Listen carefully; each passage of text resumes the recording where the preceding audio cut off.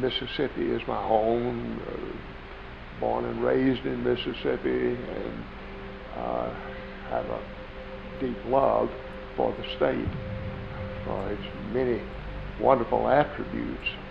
And I feel concerned about preserving those and also developing the economy so that people can make a good living here and can educate their children, and the children will want to stay here and the state can grow. So that's my interest. Mississippi Power is wholly owned by the Southern Company. It has to justify what it's doing to the shareholders of the Southern Company. Plus, by the way things are structured, it's making money. Every time it spends a dollar building that plant, it's getting a 10% annual return on its expenditures, which is a reverse incentive.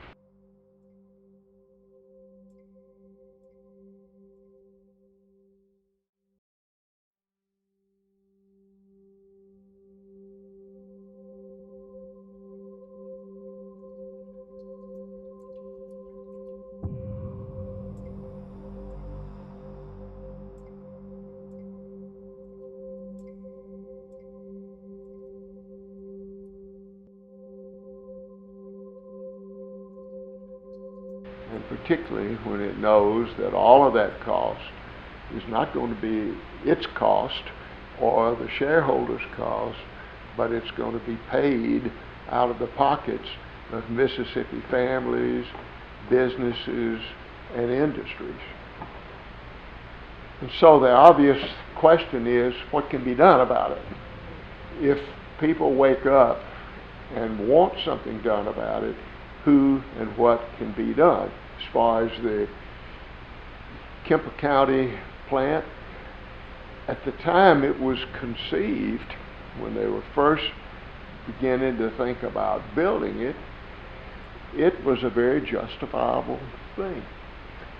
The sad thing is not so much the thinking that went into the original decision. I think it's going to be sad when people begin to feel the negative impact by these poor decisions that are being made now.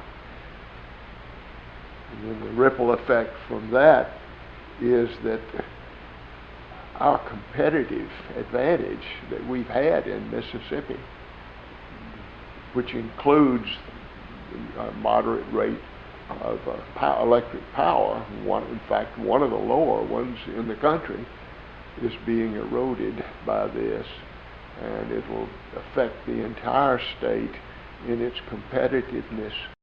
Well, let me tell you what's awful and outrageous. What's awful and outrageous is a senior citizen on the coast having to split a pill in half because she can't afford to pay her power bill, so she has to try to make her medicine go a little further. Well, my name is Dorothy McClendon, and I'm original from Gulfport, Mississippi. As far as electrical bill, especially during the summer, before this, the raising of the electrical bills, my bill runs about $125, $130 a month. Because of my health problems, my breathing and everything, I have oxygen, I have to have air on a regular basis, so it really affects me. So with that increase, you know, it's going to be outrageously high. You know, my health situation is the main thing that worries me about being able to keep the power on, you know, because I can't, you know, live without that. We have one of the largest collections of books that cover grades K through A for the public schools and for the private schools. If it's made, if it's printed, we get it. It's critical that stores like this stay in business. Many of us as business owners are very concerned about the rising electric rates. And the reason is pretty obvious. If you're only running 1, 2, 3, 4% net profits, and then you've got increases in one of our biggest bills, which is electricity of 10, 15, 20%, it'll pretty much wipe out the net profits of many, many businesses along the coast. If we were to lose money continually year after year because of increased electricity, yeah, probably the best thing to do would be to close the stores. We paid more in utilities than our net income in every year since 2004. My name is Brianna Marie McBride. I'm 22 years old and I live in Biloxi, Mississippi. All of my life, I went to Mississippi Valley State University, and in my sophomore year, I got pregnant and I came back to Biloxi. If my electric bill went up $20, it would be harder for me because I would have to pay more to my mother, because I help her pay the bills, and then it's already hard enough with gas and everything else that I have to pay for. In my budget, I would have to take it out of buying clothes for my daughter because she grows daily and I have to buy clothes almost every month, so it would have to come out of there. The population that's paying this it's people like me that get up every day and go to work. I'm on the vestry at my church, and our rector, we give him a discretionary fund that he uses to pay phone bills and electric bills and buy medicine for people, and they have they had a day a week that he would do that. We were watching the contributions going down. They were dropping down, and we had to cut it out. We had to stop it. My name is John Hands. I own the Busted Wrench Garage, Museum, and Gift Shop in Gulfport, Mississippi. I'd like to see I'd like to see them shut the Kemper plant down and have the shareholders and the people responsible pay for it, pay for what they've wasted so far. I feel sorry for a lot of the older people that are really stuck on a fixed income, and now the electricity is going up, which means they're just going to have to live in the dark a little longer, or say a little colder or a little bit hotter, to use less electricity. There's nothing you can do about it because we're dealing with a monopoly. We don't have another choice. Mom and pop businesses don't seem to be coming back too much because of the fact of everything is so expensive. My little thing here, I pay $250 a month, but there are a lot of businesses that probably pay $10,000 a month. And when you have a 25% increase in a $10,000 a month bill, that's pretty heavy. I think it's time that we got off the politics and started doing what's best for everybody in the state. And I don't think building this plant to provide a good shareholder report is a very good way to encourage new businesses and stuff to come to Mississippi. The practicality is that the Public Service Commission has control. Public Service Commission is empowered as the regulator to protect the buyers, the ratepayers, and it has not approved this plant as prudent and necessary. A lot of people are under the impression, I think largely by influence of information disseminated by Mississippi Power and the Southern Company, that things have been approved. That's not really the truth.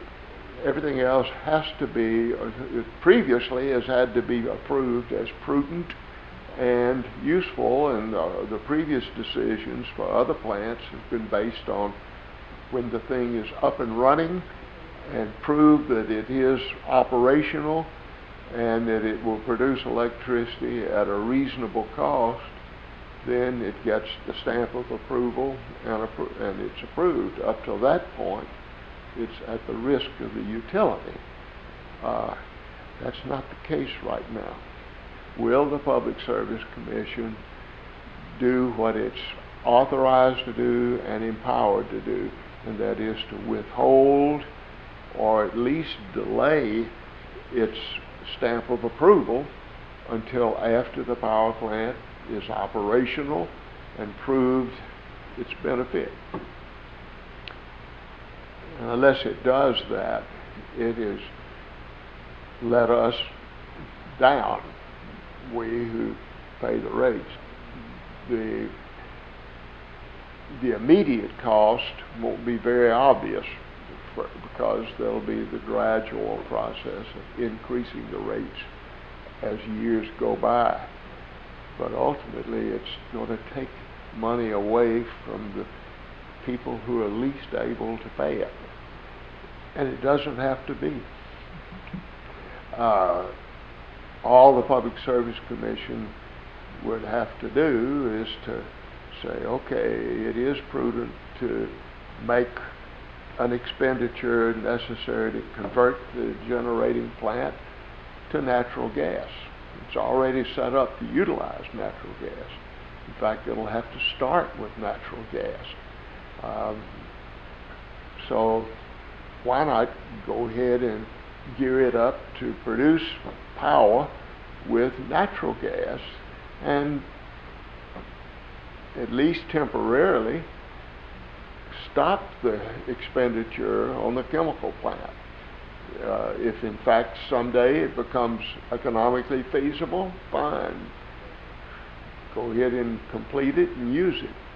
But that should not be the risk of the ratepayers. They didn't have any input, no say-so about that. And they're depending on the Public Service Commission, who is charged with the responsibility of having sufficient information to make those decisions. Depending on the Public Service Commission going ahead and requiring that this be a gas-fired, natural gas-fired plant.